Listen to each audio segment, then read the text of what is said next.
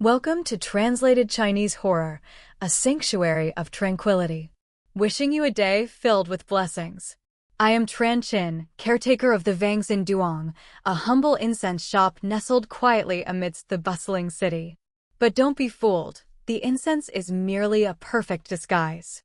My true occupation as a descendant of soul stitchers is to mend the fragmented souls of ghosts and spirits. In our world, we are known as soul stitchers. It is often said that the dead are like extinguished lamps, their 3 souls and 7 spirits dissolving into the void. The 3 souls ascend to the heavens, while the 7 spirits sink deep into the earth. But alas, this world is not without souls filled with injustice, carrying resentment that soars to the sky. At the moment their life force dissipates, their souls are torn apart by a terrible shock, shattering into countless pieces. These soul fragments cannot find their way to the Yellow Springs, forever lost, unable to reincarnate, destined to wander the mortal realm, gradually transforming into ignorant, malevolent entities, sowing disaster. My task is to seek out these fragments, using needle and thread to stitch them back into a complete soul, and then personally guide them on their way. But the price for this work is not cheap. Soul stitchers like us all bear a loss. It is considered a toll paid to the heavens. My grandfather paid with his eyes, living his entire life in darkness. My father lost a leg, becoming a cripple. In my generation, the karma has fallen upon my left hand.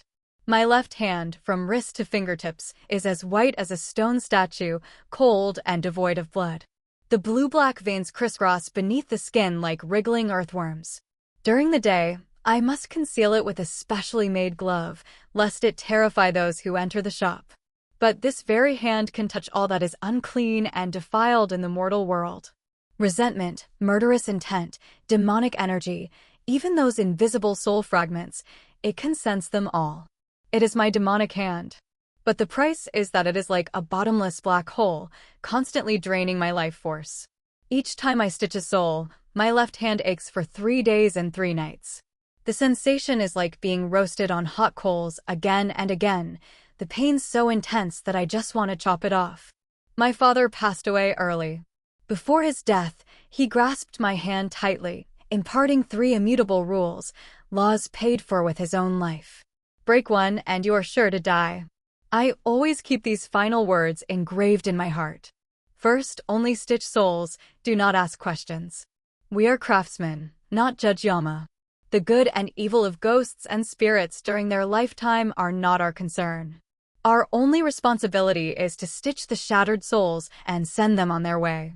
Second, only take 9, take nothing more. The remuneration is called soul stitching gold, which can be money or items, but the amount must always be 9. 900, 9,000, 90,000, all are acceptable. The number 9 signifies the return of the soul to its origin. Adding a single coin or item is to become entangled in karma that should be avoided. Lacking even a fraction is an insult to this profession. Third, only deliver ghosts, do not keep guests. We only deal with the dead. The love, hate, and grudges, the birth, aging, sickness, and death of the living are absolutely not to be involved in. Inside the shop, besides myself, no living creature is allowed to stay overnight, be it human or animal. Otherwise, it will disrupt the balance of yin and yang in the shop, inviting unimaginable disaster. I strictly adhere to these 3 rules, silently practicing my trade for 8 years. I thought my life would continue like this, as calm as an autumn lake. Until that day, a woman named Lam Van pushed open the door of my shop, shattering the existing tranquility. That afternoon, the sky was strangely gloomy, dark clouds gathering to obscure the entire sky. I was leaning back in the lounge chair, pretending to doze. The leather glove on my left hand had been removed, placed beside me for ventilation. My pale white hand was soaking in a basin of dark brown medicinal water. The pungent smell of medicine temporarily suppressed the bone-chilling cold from the demonic hand. Kingling! The wind chime in the front hall rang, signaling the arrival of a guest. I didn't move, only slowly withdrew my demonic hand from the basin, drying it with a towel. An aura of sinister energy had seeped in through the doorway. Very light footsteps stopped outside the beaded curtain in the back room. A woman's voice, as faint as a breath, spoke. "Excuse me, is this Tran Chin, Mr. Tran?" I slowly put on the glove, then lifted my eyelids and stepped forward. Lifting the beaded curtain, a woman entered. She was very tall and very thin. She wore a simple, long linen dress and her raven hair fell over her shoulders, making her face even paler. It was a lifeless white. She was beautiful, but beautiful like a fading flower, every inch of her skin exuding the scent of decay. I squinted, assessing her. In my perception, this woman was a moving human-shaped energy lamp. Dense energy surrounded her like mist. But ironically, her heart still beat, and she still breathed. A living person, radiating the smell of a decaying corpse.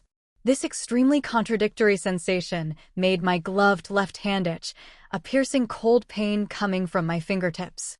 This was the demonic hand warning me. It had smelled the scent of its prey. "Sit." I pointed to the red wooden chair opposite me. She hesitantly sat down, her hands clasped tightly together, the knuckles white from the strain. Finally, she mustered her courage and said, I seem to be haunted by something unclean. Be more specific. What is growing on you?" I cut to the chase. She seemed to have made a great decision, trembling as she rolled up the sleeve of her long dress. I straightened up, my pupils contracting. Her arm was covered with patches the size of coins. They weren't bruises, but more like livor mortis, the discoloration that appears on corpses. On a living person, livor mortis. Her eyes were red, her voice choked. At first, there were only 1 or 2 patches on my back. I thought I had accidentally bumped into something, but then there were more and more. On my arms, on my legs, and now even on my face. I went to the hospital for tests, blood tests, scans, but they couldn't find anything. The doctor just said I was severely malnourished, with severe blood deficiency. She paused, her eyes filled with fear, her voice even lower. And I always smell something, a smell of rotting gardenias. I frowned. Gardenias? The malevolent entities I had encountered had various smells. There was the stench of newly exhumed corpses, the fishy smell of things submerged in water, the burnt smell of things incinerated, but I had never heard of such an elegant fragrance. Indeed, it was the smell of gardenias about to rot. She tried to describe it, as if the scent were right under her nose. Both fragrant and cloying, with a hint of rotten sweetness that makes me dizzy and nauseous. What's even scarier is, she leaned forward. I always feel like something is watching me in the house. I have a cat named Hoi Hoi. She took out a photo from her bag and gave it to me. The photo showed a very ordinary gray tabby cat, curled up asleep on a sofa. It looked lazy, nothing special. He's a stray cat that my husband, Luke Lai, picked up a month before he died. Luke Lai loved him very much, taking him everywhere. After he died, I still kept him, as a memento. But recently, he's become very strange. Lam Van's voice was almost a whisper. He always silently jumps on my bed in the middle of the night, just using those green eyes to stare at me motionlessly, making my hair stand on end. Then he lies on me, using his claws to tread on the spots where the patches have grown, again and again. The kneading motion of cats using their front paws, like kneading dough, treading milk of kittens when nursing is exactly the treading motion when a cat feels very satisfied. Every time he treads on me, I feel my strength being drained. The next morning when I wake up, the patches on my body are darker and larger. "Mr. Tran, am I going to die?" She looked up, her eyes filled with tears. My left hand was no longer just itching. The piercing cold pain was becoming more and more intense, as if thousands of ice needles were piercing my fingertips at the same time. The demonic hand was excited and warning me. A cat, a dead husband, livor mortis on a living person, and the smell of rotting gardenias. The clues were tangled like a ball of yarn, but I had a vague suspicion. I asked her, "How did your husband die?" Lam Van lowered her head, her voice as small as a mosquito's buzz. He died of illness. Half a year ago, his body suddenly weakened, becoming increasingly thin. Even the best hospitals couldn't find the cause of his illness. This symptom was too similar to someone having their life force drained over a long period of time. I stood up, pulling the black leather glove higher, covering more of my hand. I need to go to your house to see. Right now. Lam Van's house was in a high-end apartment complex called Tin and Lai in the south of the city. The apartment was very large, over 180 square meters, decorated in a minimalist Nordic style and cleaned spotless. But as soon as I entered, I smelled that rotting gardenia scent. It wasn't like the faint smell of perfume, but as if it was slowly seeping out of the walls, floors, and furniture of this house, carrying a cold, damp feeling, burrowing into my nasal cavity, clinging to my throat. The demonic hand in my glove itched and ached as if countless ants were gnawing on it, even beginning to twitch slightly. The layout of the living room was very normal, with no serious feng shui flaws. My eyes swept across the room, finally stopping at the balcony. On the balcony, a gray tabby cat was lying on top of a climbing post, lazily dozing. It seemed to sense my gaze, glancing at me rather indifferently. This gaze alone made all the hair on my body stand on end. It wasn't the gaze a cat should have. In that gaze was the vicissitudes and coldness of seeing through the world, like an old monster who had lived for hundreds of years, looking down at an ant that had accidentally strayed into its territory. The cat meowed at me, its soft voice sounding no different from that of normal cats. Then it jumped up, silently jumping down from the climbing post, gracefully walking to Lam Van's feet, rubbing its head affectionately against her pants leg. Lam Van instinctively bent down, wanting to hug it. I shouted, "Don't touch it." Lam Van was startled, her outstretched hand freezing in midair. The cat named Hoi Hoi looked up, looking at me again, and in those blue pupils seemed to flash a very human-like contempt. Then it turned around, jumped onto the sofa, curled up, and continued to sleep, as if everything that had just happened had nothing to do with it. I stared at it, the demonic hand in my glove hurting so much that it began to spasm. I could see that, in the perception of the demonic hand, this cat's body was like a miniature energy converter. Streams of gray life energy were flowing out of Lam Van's body like small streams, being sucked into the cat's body, and then through its transformation, turning into a more evil type of energy, nourishing something else within its body. This was not an ordinary house cat at all. This was an extremely vicious type of malevolent entity, a life-borrowing cat. Cats themselves have no good or evil, but they are born with yin energy, making them perfect vessels for life. Some who understand evil arts, when their life expectancy is running out, will use it to prolong their lives. They use secret methods to parasitize a trace of their remnant soul into the cat's body, and then let the cat be close to another living person.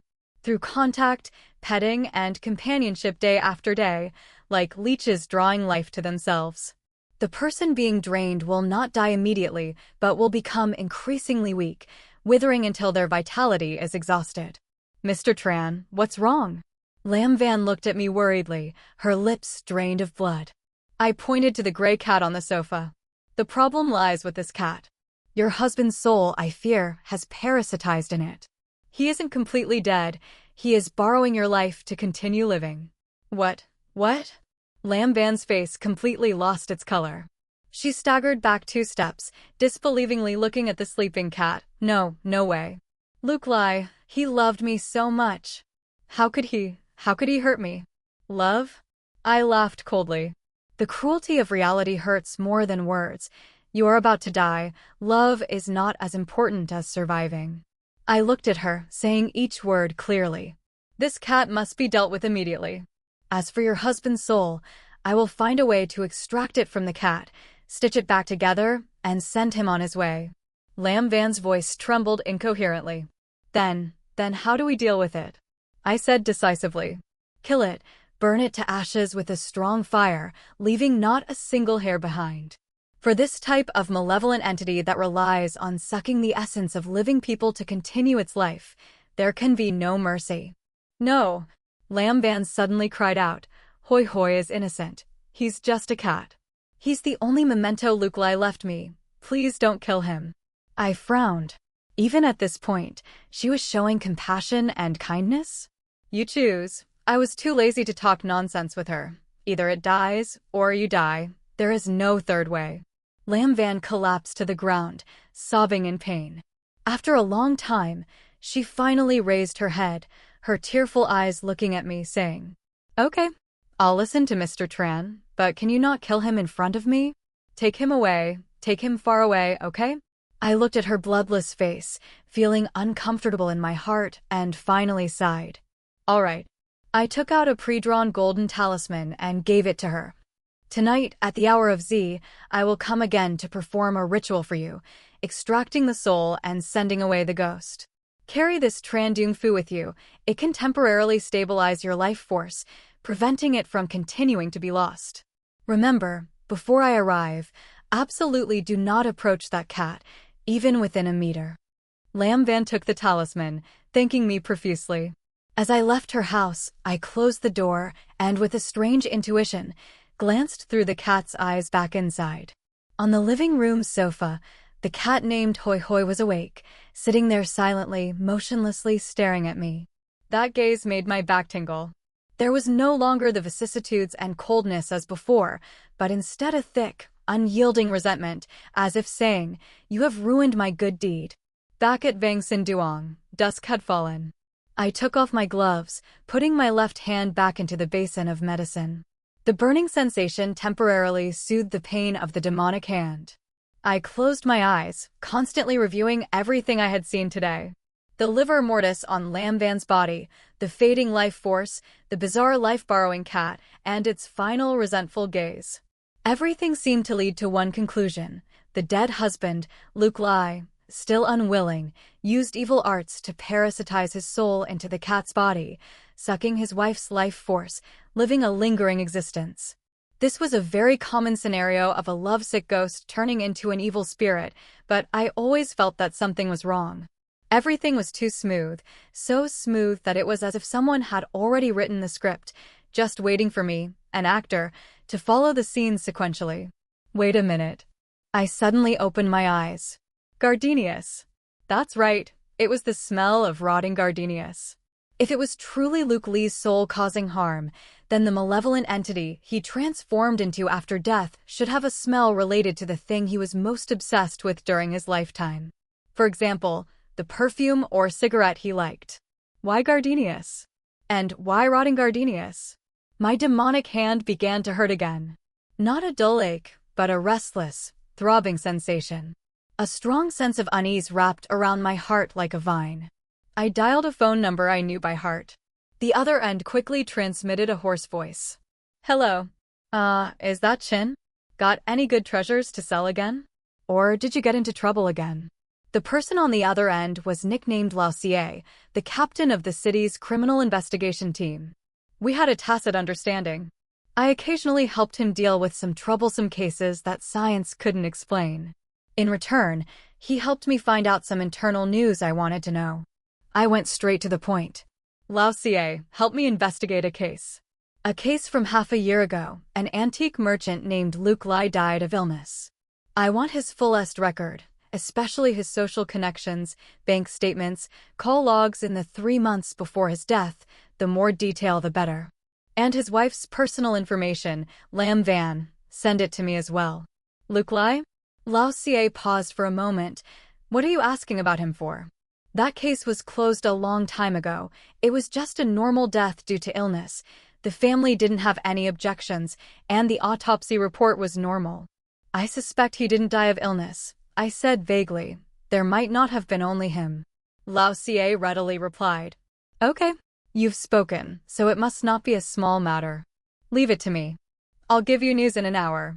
Hanging up the phone, I took my demonic hand out of the basin of medicine.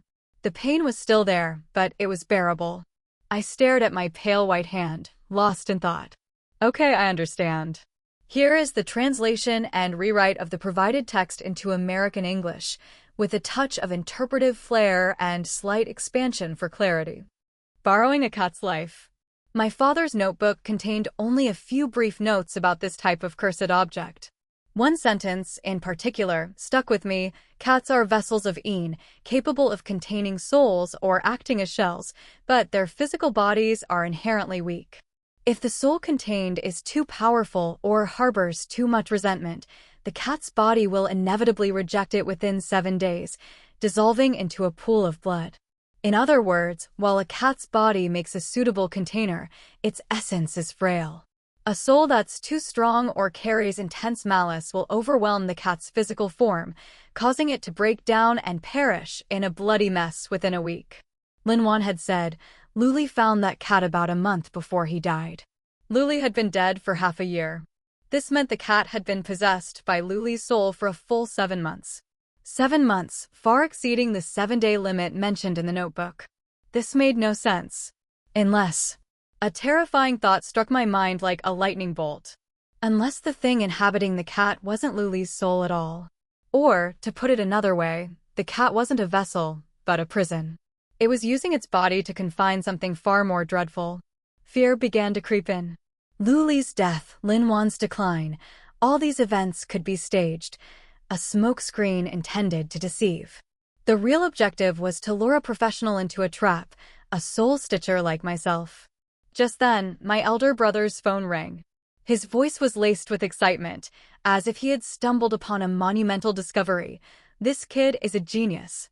Just like you predicted, I checked Luli's call logs. For 3 months before his death, he was in constant contact with a phone number from Southeast Asia. I traced it, and guess who it belongs to? A notorious sorcerer, Ba Tong. This guy has been on Interpol's red notice list for years, specializing in dirty work like smuggling antiquities and human trafficking in the Golden Triangle, utterly ruthless. Furthermore, Luli's bank statements show that, half a month before his death, he transferred 99,000 yuan to a secret offshore account. 99,000? I murmured, a sense of foreboding washing over me. The number chilled me to the bone. Not the perfect number 9 of 9 returns to 1, but a number tantalizingly short of completion. A supremely ominous number, a number of sacrifice. My elder brother's voice dropped even lower, as if he feared being overheard. Most importantly, I checked Lin Wan's background. She's no ordinary woman. Her family, going back 3 generations, were the most celebrated jade carvers in Anqing. She herself is a leading expert in antique restoration, especially skilled at repairing broken ancient jade. And Luli, besides contacting Ba Tong, was frantically buying up pieces of broken, Ming Dynasty-era jade jewelry with floral patterns. All kinds of hairpins, pendants, belt buckles. Anything with cracked jade and intricate floral designs, he bought at exorbitant prices.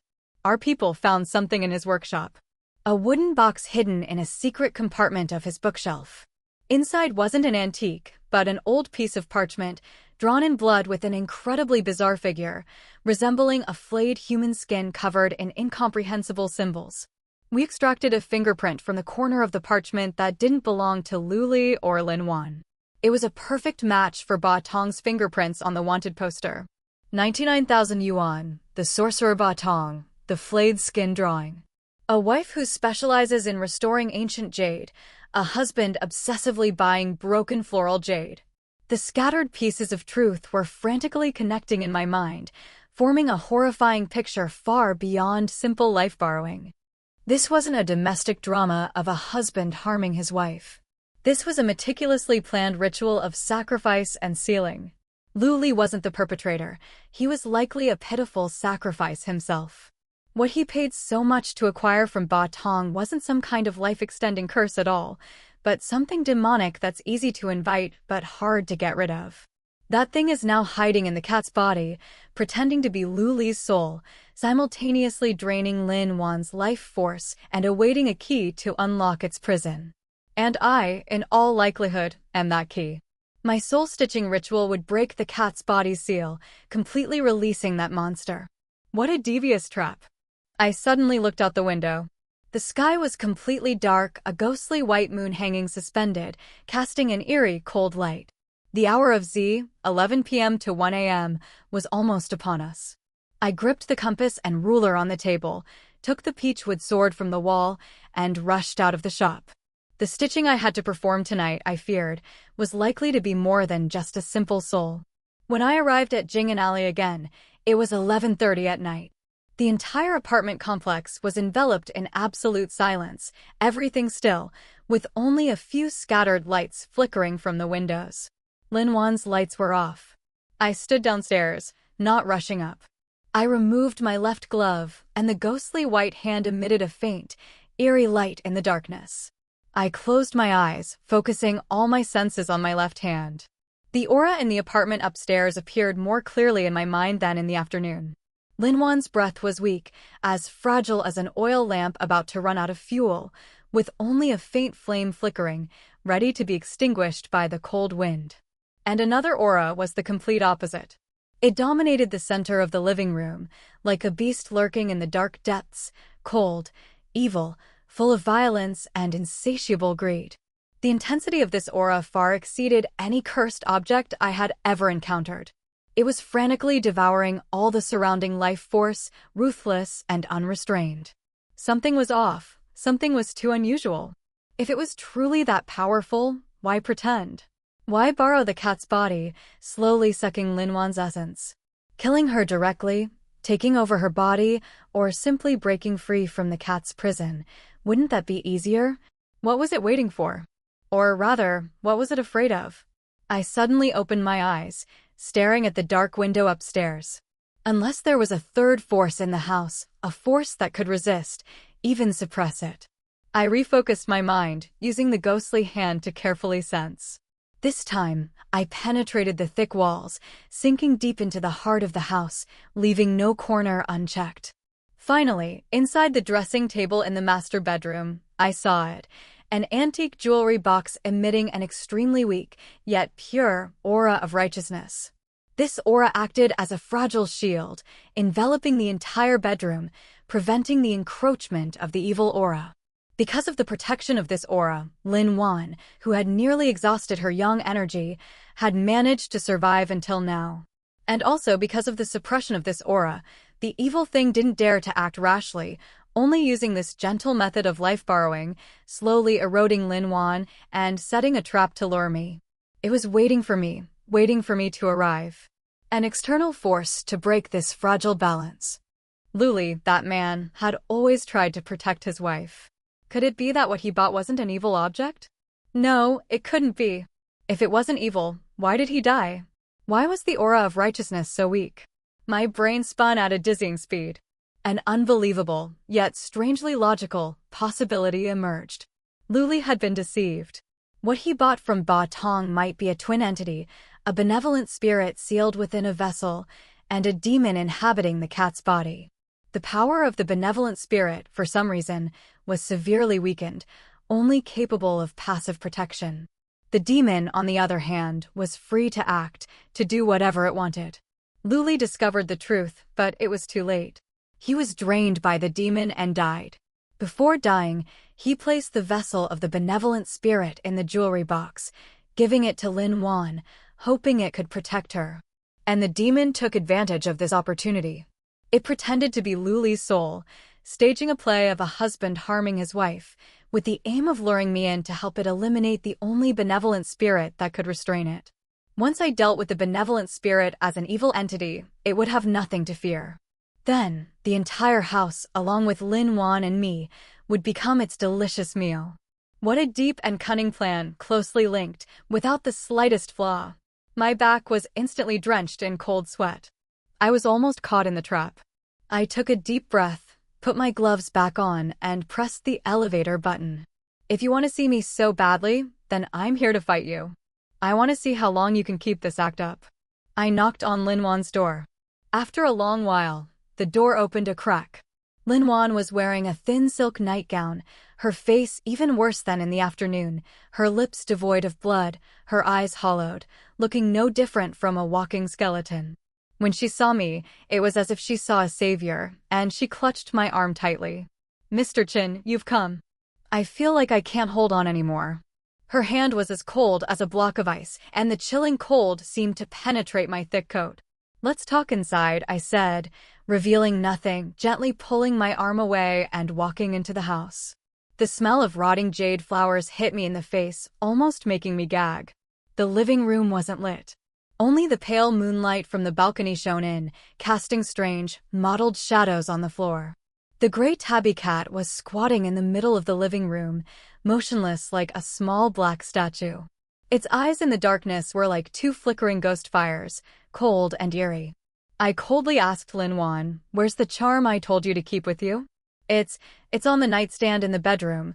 Lin Wan's voice was a bit evasive, and she didn't dare to look me in the eye. I took it off when I showered and forgot to put it back on. I smiled coldly in my heart. It wasn't forgotten, but she didn't dare to bring it with her. That yang-suppressing talisman was a life-saving tonic for Lin Wan, who was about to run out of yang energy. But for the thing hiding behind her, it was poison. I said in a deep voice, "Go get it. Bring it here and stick it on yourself now." Yes, yes, Lin Wan turned and slowly walked towards the bedroom. The moment she turned her back, I acted. I didn't deal with the cat, as it expected, but with lightning speed, I bypassed her and rushed straight into the bedroom.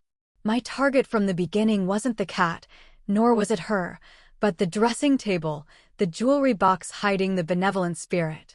No matter how carefully the evil thing calculated, it couldn't have expected that I had seen through its entire plan.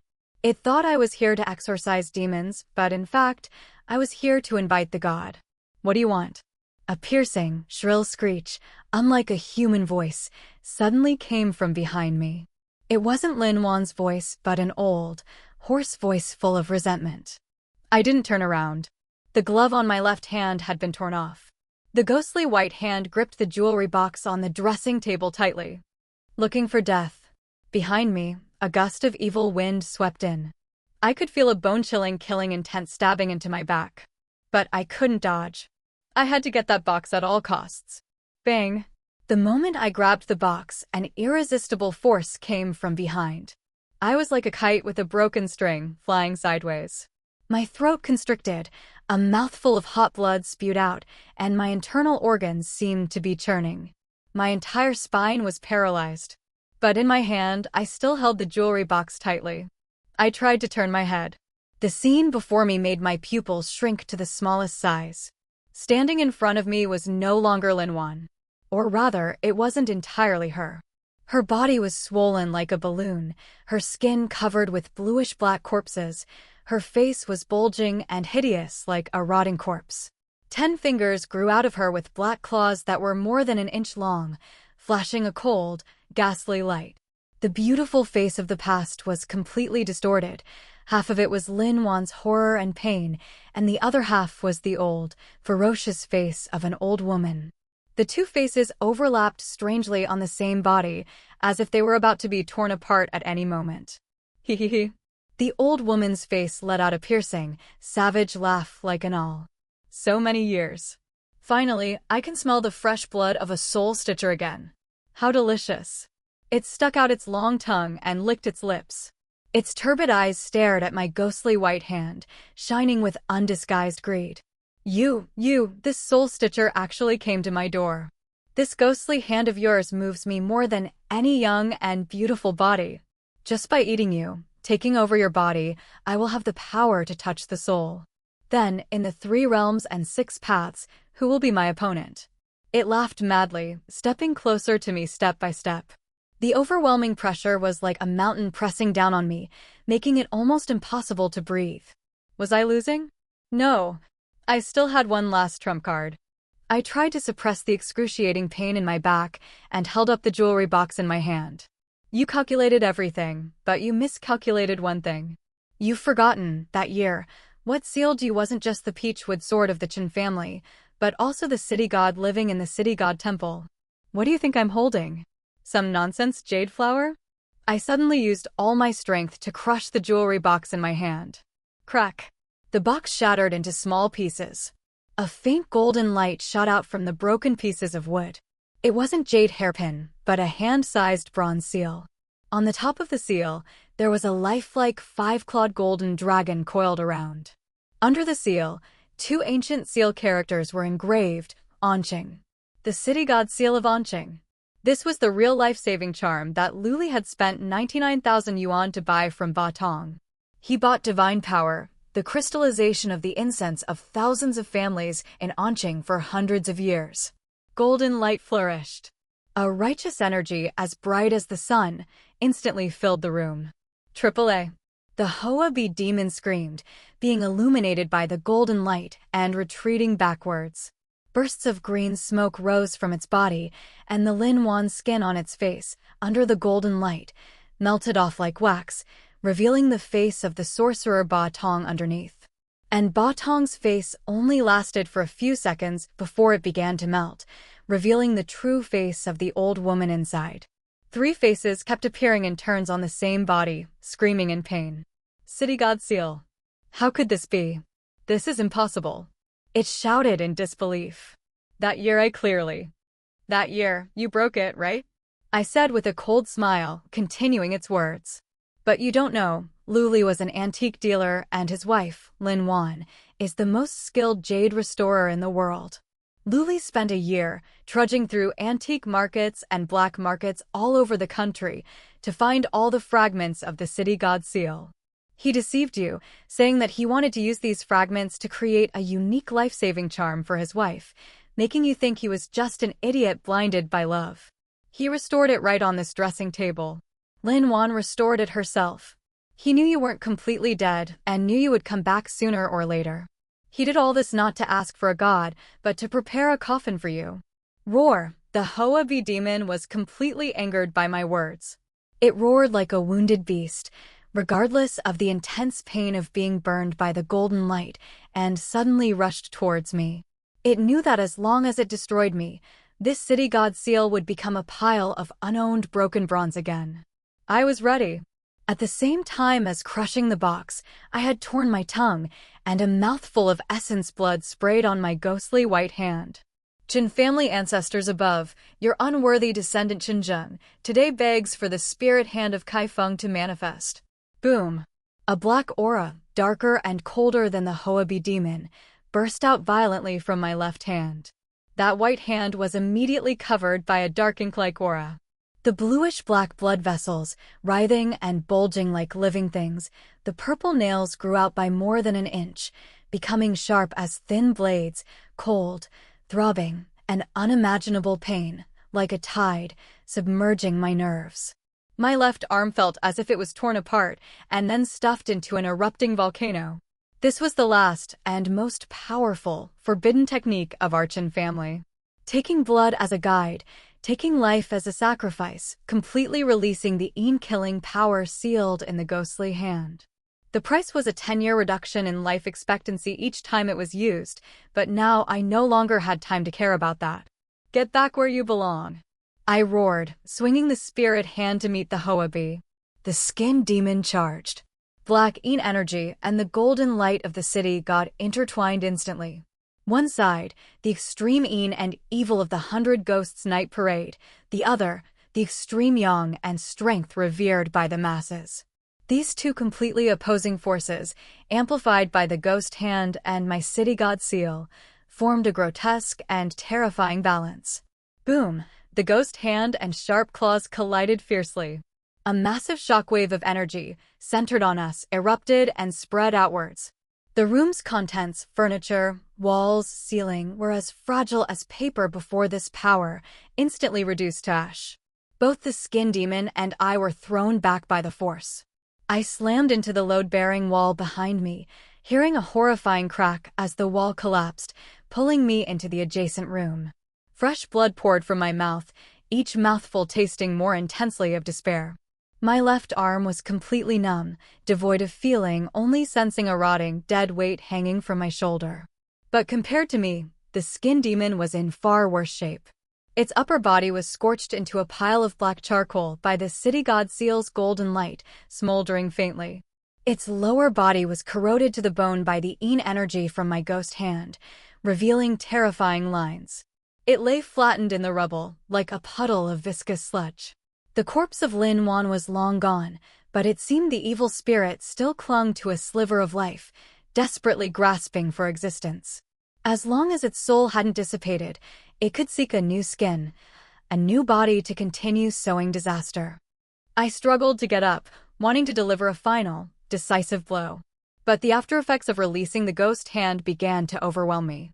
My consciousness blurred, the world spinning and swaying like a drunken stupor. In the midst of it, a soft meow reached my ears, gentle as a consolation. I struggled to turn my head. The tabby cat, Hui Hui, had appeared beside me. Its blue eyes quietly looked at me, deep and calm. In that gaze, there was no ridicule or mockery as before, nor any resentment or hatred. It rubbed its small head gently against my ghost hand, a strange and incomprehensible gesture. Then it turned and, step by step, slowly walked towards the rotting flesh writhing on the ground.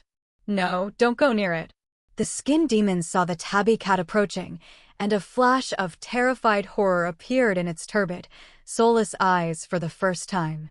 You beast, how dare you? I am immortal. Its thin voice echoed in the ruined room, but without any power. The tabby cat paid no heed to the weak threat. It went to the skin demon, lowered its head, and opened its mouth. I saw inside its mouth was not a tongue nor teeth, but a swirling vortex of darkness slowly rotating. That vortex was deep, still, exuding an aura of nothingness, chilling to the bone.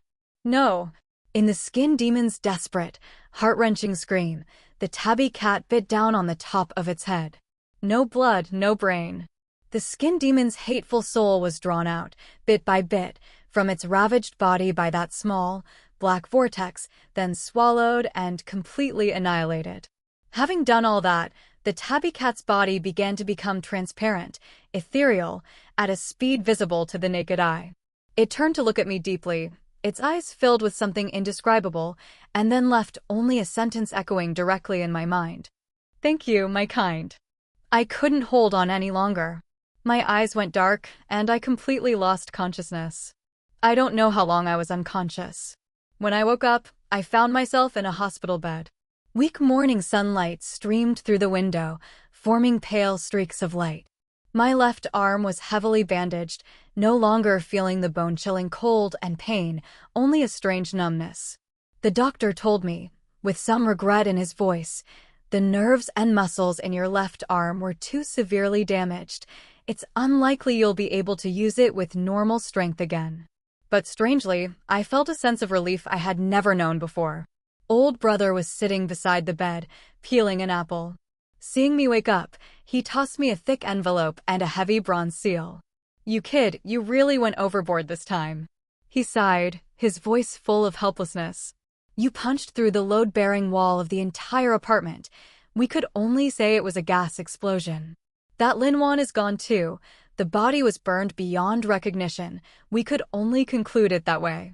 I silently opened the envelope. Inside, there was no letter, only a bank card and a small piece of paper. On it were 2 lines of writing, elegant, but with a firmness that revealed someone who had weathered storms. Asterisk rules are dead, people are alive. Return this to its proper place, asterisk. I picked up the heavy city god seal, smiling, and tucked it into my shirt. 9 days after being discharged from the hospital, I returned to the Vangsin Duong. The shop was as it always was, filled with the same old, familiar scent of incense. The 3 rules my father had exchanged with his life still hung on the wall, stained with ink. Asterisk 1, only stitch soles, do not ask questions. 2, only take 9, take no more. 3, only fairy ghosts, do not keep customers, asterisk. This time, I broke 2 of them. I not only asked questions, but also accepted money I shouldn't have. I went to the backyard and threw the bank card into the fire pit. I didn't check the balance, nor did I want to know how much was inside. The fire rose high, licking at the edges of the card, illuminating my face in a red glow. Perhaps my father had forgotten to tell me the 4th rule, asterisk rules are dead, people are alive. When what you want to protect is more important than the rules, what's wrong with breaking them once, asterisk? The Vangsin Duong still existed, as did the strange owner, Tranlated, with his black glove covering his left arm. It's just that occasionally, in the late afternoon, I would lean back in the old armchair, touch my left arm that no longer ached, and look up at the sky. I thought that in a very distant place, where we cannot see, there must be a small gray cat lying somewhere, lazily dozing in the warm sunlight. And I, like it, was also one of a kind walking the line between life and death. The story ends here. If you enjoyed it, please give Tin a like and subscribe to show your support. Thank you sincerely for your time. I wish you all good luck and success.